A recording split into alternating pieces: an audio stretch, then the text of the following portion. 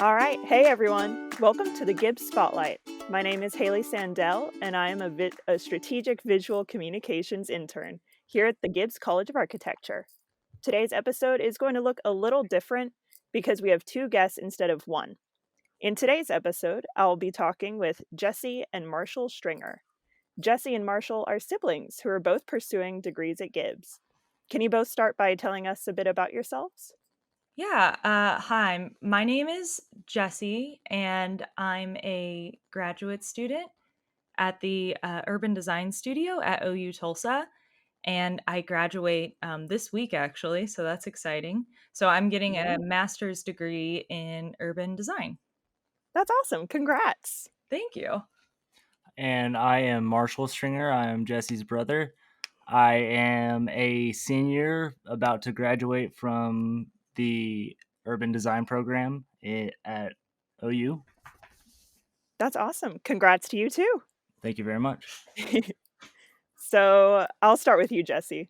Okay. Um, when you decided OU was the place for you, what made you want to study architecture? So originally when I went to OU as a freshman, I was really interested in film and performance and dance, and that was kind of everything that I was really focused on. And my parents encouraged me to just try everything and figure out what I liked. But by the end of my spring semester freshman year, I realized that wasn't really a sustainable major.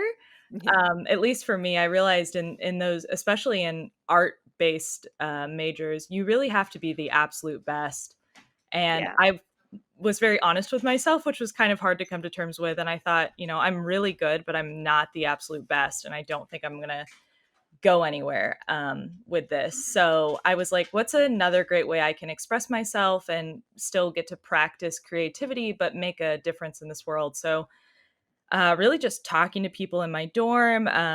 A lot of people encouraged me to try architecture. There were a lot of people who even approached me and they were like, "You just seem like an architecture major." And I was like, "I don't even know what that is. Is that like archaeology?"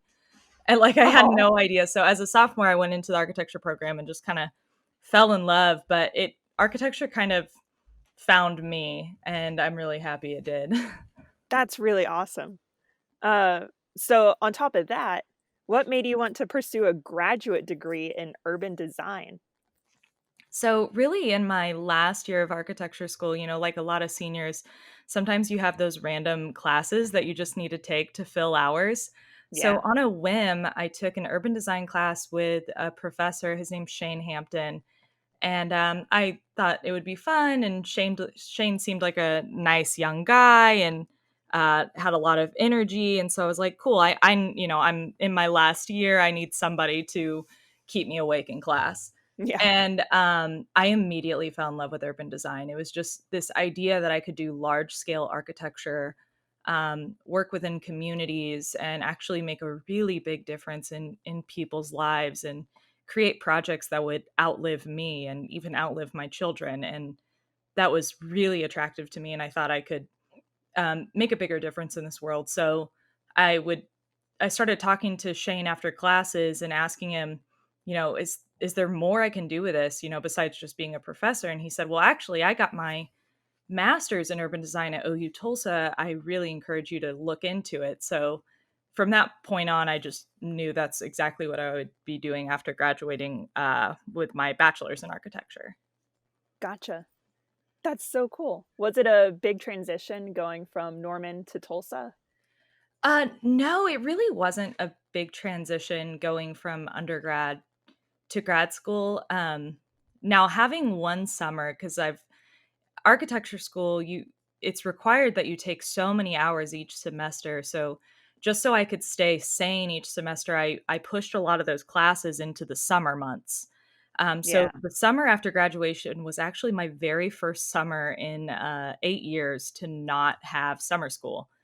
Oh, So really the transition from summer to grad school and transitioning from working 8 to 5 and then going right into night classes, that was a little tough because after 5 p.m. of sitting in a chair drafting all day, you had to go right into class. That was probably the hardest transition. But now that I'm at the tail end, I can say it was definitely well worth it. Good. That's awesome. So, let's see, Marshall? Yes. Uh, Same for you. What made you want to study architecture and also environmental design? So I went undeclared my first year at OU, and I took some classes at OCCC during the last few years of high school, and I was focusing on just seeing what I was interested in because I wanted to make sure I made a right choice and not just jump into something. And I'm glad I did because I jumped all over the place from engineering, which I wouldn't have survived. And I was theater at one point. I was all over the spectrum. And I think I was at education. Don't know what changed my mind from that, but I decided to give urban design because Jessi told me about it, and that she took Shane's class and that I should take it. Well, I did and ended up loving it. It was the first place that everyone was excited. It seemed to learn Mhm. about something. Everywhere else, it seemed like every college was trying to be the most grueling. Mhm. We're the worst college. We're the hardest, or we're the But Yeah. the I don't know. Shane and Ron they were proud of the program that they built. Yeah. Nice. I find it interesting that you both seem to have a lot of interests outside of architecture, but you both ended up in architecture anyway. Yeah, Yeah, we've talked about that a lot. It was kind of interesting that, you know, a lot of people just assume that my brother followed the same path I did, and really that's not the case. We were both lucky that our parents encouraged us to be independent and follow our own paths. It's just I don't know, maybe it was our upbringing, but we both kind of led on the same lives so far. I think it's our love for designing really, and that's what brought us here. This is Mhm. the Kind of the easiest, pinnacle. yeah, the easiest way to be able to show that love and passion through a career. Um, Mhm. yeah, and on such a large scale too. Yeah, Yeah. absolutely. Sweet. So also like building off that, what's it like to have a sibling in the same college as you? Do you guys see each other a lot or Well, unfortunately, I was pretty bummed after graduating. In my last year in the undergrad at OU and in the College of Architecture, my brother was still kind of bebopping around, figuring out what he wanted to do and experimenting with different majors. And then I graduated and went up to OU Tulsa, and that was about the same time he decided he wanted to join Gibbs. So we kind of missed each other. We didn't get to actually spend any time with each other. Yeah, I think the only time that I was at OU and you were at OU is the year I was undeclared. Yeah, that's right. So that was gotcha. kind of a bummer, but a lot of professors from the uh, Gibbs College of Architecture come up to OU Tulsa to participate in design charrettes and listen to us present various projects. And it's always just so heartwarming when they walk in and they immediately look at me and start talking about my brother and say, Oh. I saw Marshall in the hall the other day and I gave him a hard time. I was asking about you. So we're Oh. like still connected, but They even though do, and we're they see my last name. They're like, "Oh, there's more of you." yes, we're multiplying. There's more of us. I think that really just speaks to the family aspect of Gibbs. Yeah, absolutely. It's so nice actually. Two of the professors who sat in on they were a part of my jury for my final defense for my professional project in grad school. And when I thought about it, I was like, wow, I've known you guys for 9 years, almost a whole decade. That's Wow. you really do feel like there's this family aspect and these people will be in my life forever. Now I'm friends on Facebook with my professors and they'll randomly call me and want to go get coffee and Oh. talk about my career. I mean, I was never really in another college, so I don't know if other colleges are like that, but I like to think that Gibbs is special. Yeah, Yeah. definitely. The first class that one of the first classes you're required to take in the college is all about teaching about collaboration with other career paths, and because there's multiple career paths in Gibbs College, and through you think you understand at first, but you really have to. It takes a lot of group projects, a lot of frustration, and a lot of success too, to Mhm. learn how to actually collaborate with people who work differently, who think differently. Mhm. Yeah. Definitely. Yeah. I know that firsthand from Viscom stuff. Yeah. It's an Oh yeah, experience. Yeah, I believe it. Just and kind of being forced into those somewhat uncomfortable environments sometimes of working with people who you don't necessarily or working with equipment that you've never or used. yeah, working with people or things that are unfamiliar.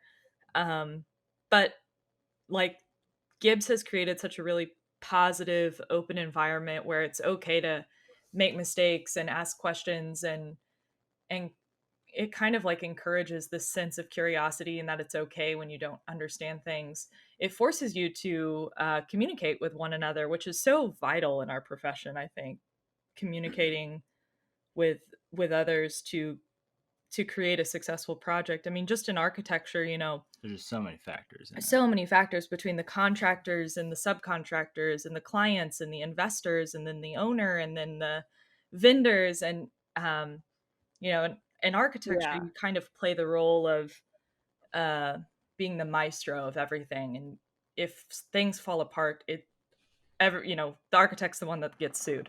That's what it comes Yeah. down to. So being able to communicate and um, admit when you're wrong and quickly remedy mistakes is so vital in the profession. And I'm realizing now that I'm in the real world that Gibbs was instilling that ability in us right there in school to to communicate with everybody really well, and I appreciate that.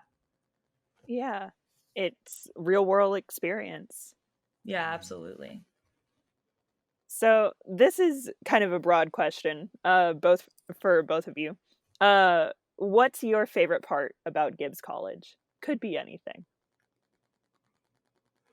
I'd probably say the faculty stands out to me more than other colleges. Definitely. Yeah. Yeah, I 100% support that. I wanted to see what he was going to say, but that's exactly what I was going to say. I mean, Oh, we've already talked about this, how it's a family atmosphere, but the faculty really does, and I've taken those gen ed courses and professors have said, you can come to my office anytime, but they have very strict hours. Their door is usually closed. It's so formal and rigid. In the College of Architecture, I would take the long way to class just to walk down the faculty hallway to see, who was playing what music and what professors were in their offices, and the doors are Yeah. almost always open. Yeah, there was oh, there was many times that I could just pop into a professor unannounced and be like, "Hey, I don't know how to use this program," Yeah. and he's like, "Okay, well, let me pull it up on my computer. I'll show you right now." Like, Yeah. They'll like majorly go out of their way to make sure you feel comfortable. I don't think one professor has ever said, "Well, come back, it's a bad time." Even if it was a oh, bad time. They always are so accepting and they and really not just the professors, all the faculty too. Like yeah, Aaron all did the a great job for advising yeah, so we have many a really students. good advisor in our college. Aaron Tyler's awesome. Even down to our maintenance staff, Jerry. He's not even a professor, but I've learned so much from Jerry. He's just the nicest guy and always checking in on our mental health to make sure we're oh, doing okay. that's really cool. I assume that's from long hours in the studio Yeah. and they come and say hi. Yeah, yeah, they understand and Yeah, just asking us if they can get us anything and things I feel like most colleges probably don't have. So Yeah, that's really cool. So, kind of a change of pace. What projects are you currently working on? And or I guess before all of the coronavirus stuff, what were you working on? Well, I just finished up my professional project, which was a year-long project. Um, it was a community it's urban design, so it was a community-related project. And it started out where a stakeholder group here in Tulsa invited me to help them solve some community related problems. They live in a historical area that's been forgotten. Nobody knows it's historical, and they wanted to celebrate it. Well, I worked with the or the stakeholder group for about 5 months, and I started to get really irritated because they continuously avoided inviting the community or having community engagement events, basically everything that I've learned in graduate school. Yeah. Um, and Despite my advice, they continuously dismissed anything related to the community, which really bothered me. And I knew they were going to continue to peddle in place for a long time. Yeah. So, had this been a job, I would have persevered and just stuck with them despite their dismissal and inability to invest in their own community. But because I needed to graduate and actually present something to my jury in less than 6 months, I actually turned back to my original roots of filmmaking and theater and performance and utilized a lot of those skills to recreate my professional project. So I ended up filming a documentary about community engagement. And the documentary explains why community engagement is so important, how easy it is. So stakeholder groups really don't need to be afraid to engage with the community. And also how when you start talking to different community members, you learn that a lot of people are on the same page more than they're not. Yeah. So even if there's like this animosity amongst a community, and people think, well, I don't want to invite the community to this, or I don't want to hold an engagement group because it'll just be chaos. You start learning it likely it won't. In fact, most of the time, people will get along. So anyway, I created a documentary displaying just that, so future urban design students and possibly even other stakeholder groups can learn from my video, and it will hopefully save them a lot of time and anxiety in the future. So that was the That project I just finished up last week. that's really awesome. I think Thank it's really you. cool that you were able to combine all of your past skills to Yeah, it was create that. kind of a miracle. Yeah. Well, good for you. Thank you. And then how about you, Marshall? I think I have two two projects that I worked on at the end of this semester was more of just filling for my last hours as a senior, but before that I had my capstone and all the end courses of environmental design. And the my capstone project, we worked in a group in Chickasha, and it was focused on adding things to make the community more engaged and get the city itself, its economy boosted Yeah. just by getting people more active in the community. And Gotcha. so um, our project was adding dog parks around the Oh, community, and we actually went out there, talked to a lot of residents, talked to a lot of business, and mapped the whole city and everything. Another project I worked on was for the Shane Hampton's Practicum course. Me and Brendan Somerville worked in the the woodworking shop, for days, days and days, and I learned so much from just like that's one of those things where I didn't think I'd ever need or know that knowledge, but just a classmate taught me so much. And we also worked with GIS majors in making a historical map of Norman that would help people who aren't from Norman who are moving in become closer to the community. Like let um, a map and a pamphlet really of what all makes Norman Norman. gotcha. And we had this whole big project, that this whole wooden structure with it, and it's, as far as I know, still hanging, or it's still set up outside the Gibbs gallery. I'm not really sure why, because that was like 2 years ago, but it's there, and I'm like, hey, cool. Nice. You've left your mark. Yeah. Yeah. That's awesome.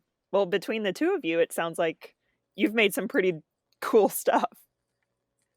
Thank you. I like to think we've just been given so many unique opportunities Yeah, a thanks lot to of different. Gibbs. Yeah, there's so much tools that are just ready. Yeah. The technology is crazy. Eh, No- Even getting a bachelor's degree in the College of Architecture at OU is like getting a PhD. You kind of just make it what you want. If you went up to a professor and said, I'm really interested in, like you said, getting dog parks in the city or celebrating a city in a certain way, they'll jump through hoops to make it happen for you. They'll help you study literally anything you want to study. And if you want to craft your own major, they'll make it happen for you. And I just love that flexibility in this like hybrid model to assist students in bettering themselves in exactly what they want to do for the rest of their lives. Yeah. I'm a big believer in the philosophy of it's not work if you're having fun, Yeah. and that's kind of how it sounds for y'all. Yeah, Y'all seem very I agree with passionate. that.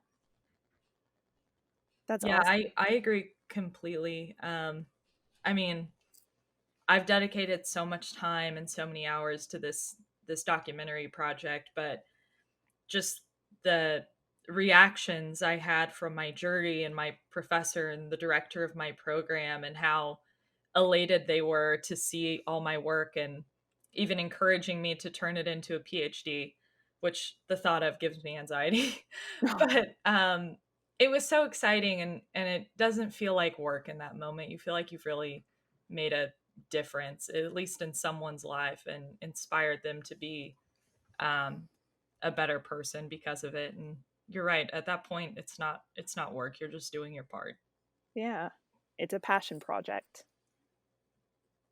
So, yeah, from there, what are the next steps for you both? Since you're both graduating soon, what are your plans for after graduation? I actually want to continue my project a little bit, and even expand on my documentary and conduct more interviews because of the COVID-19 issue.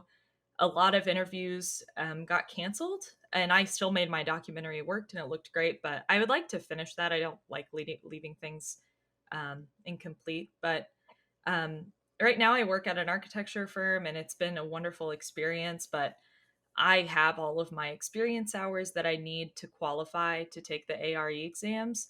So while I'm studying for the ARE exams, which are exams that you have to take if you want to become a licensed architect, I would really like to work in a community engagement position, so working more directly in urban design and less in architecture. Though I love architecture, I really want to work in communities. That's where I'm my happiest.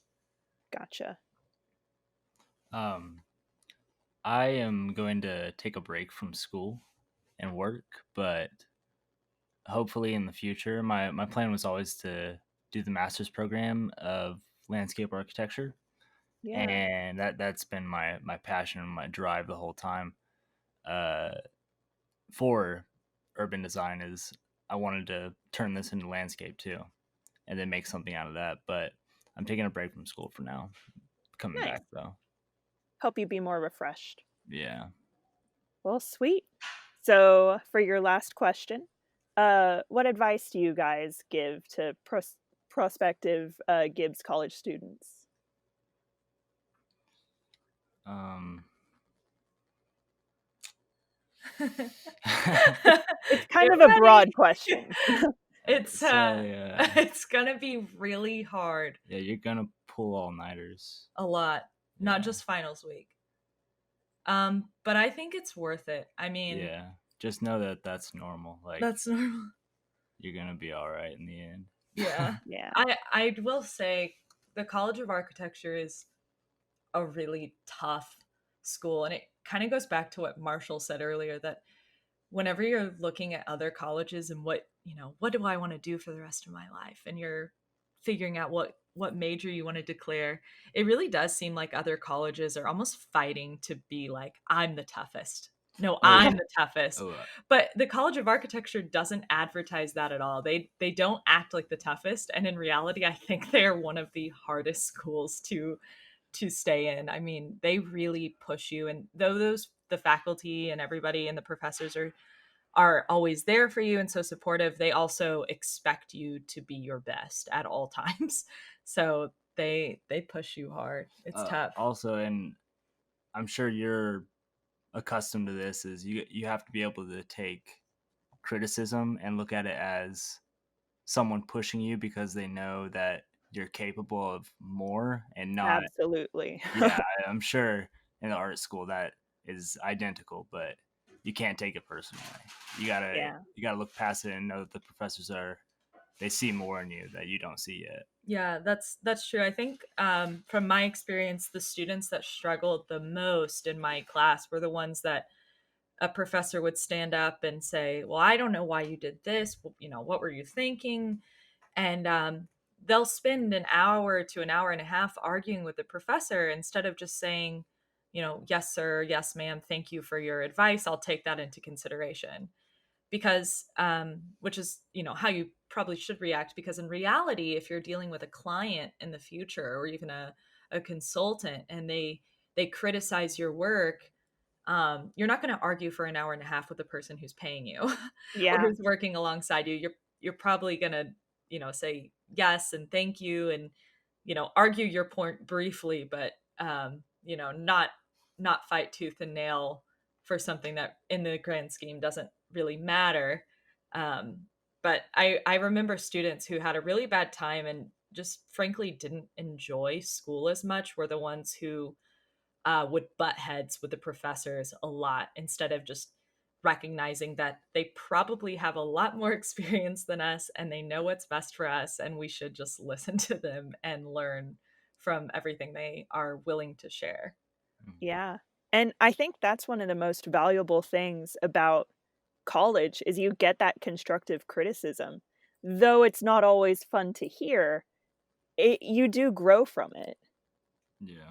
Yeah, absolutely. And it makes, when issues do arise in the real world, and they will, whether you're, you know, just working as a like a bartender or you're working as at an architecture firm, like there are clients and people who are not going to be happy with you. And I think what sets you as the employee, or the owner, the consultant, apart from everybody else, is the one who's able to roll with the punches and progress despite the setback.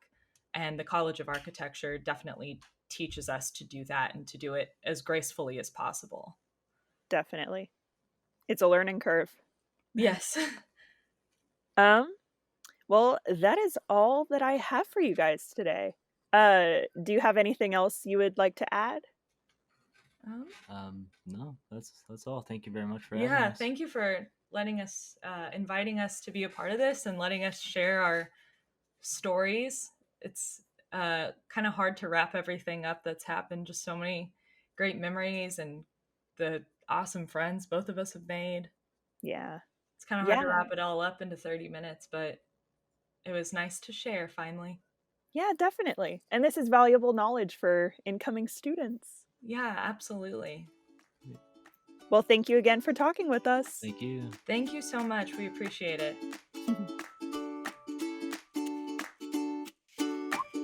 Thanks again for listening to the Gibbs Spotlight.